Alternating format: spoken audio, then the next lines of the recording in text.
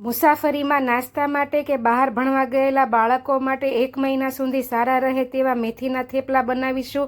સહેજ પણ ચવડ નહીં થાય કે સ્વાદ નહીં બગડે. એક પેનમાં 1 ચમચી ઘી ગરમ મૂકી અડધી ચમચી જીરું, 2 ચપટી હિંગ, થોડા મીઠા લીમડાના પાન, આદુ મરચાંની પેસ્ટ, લીલું લસણ, 1 વાટકો ઝીણી સમારેલી લીલી મેથી, અડધી વાટકી લીલા ધાણા અને સ્વાદ પ્રમાણે મીઠું નાખીને એકદમ કોરું થઈ જાય ત્યાં સુધી આપણે સાતળી લઈશું. તેમાં 2 ચમચી તેલ એડ કરીને તેને પણ શેકી લઈશું. મિક્સિંગ બાઉલમાં 2 કપ ઝીણો રોટલીનો લોટ, અડધો કપ ચણાનો લોટ, હળદર, મીઠું, લાલ મરચું પાવડર, ધાણા જીરું પાવડર, અડધી ચમચી અજમો અને 2 ચમચી તેલ નાખીને બધું બરાબર મિક્સ કરી તેમાં મસાલો એડ કરીશું અને કઠણ પણ નહીં ને ઢીલો પણ નહીં તેવો પરાઠાનો લોટ બાંધી લઈશું. સરસ એવો લોટ કુણપ થઈ જાય એટલે રોટલીનો સાઈઝનો લુવો લઈ થેપલું વણી લઈશું. બંને બાજુ લોઢીમાં શેકીને મીડિયમ ટુ હાઈ ગેસની ફ્લેમ ઉપર થોડું એવું ઘી મૂકી દબાવીને શેકી લઈશું. તૈયાર છે.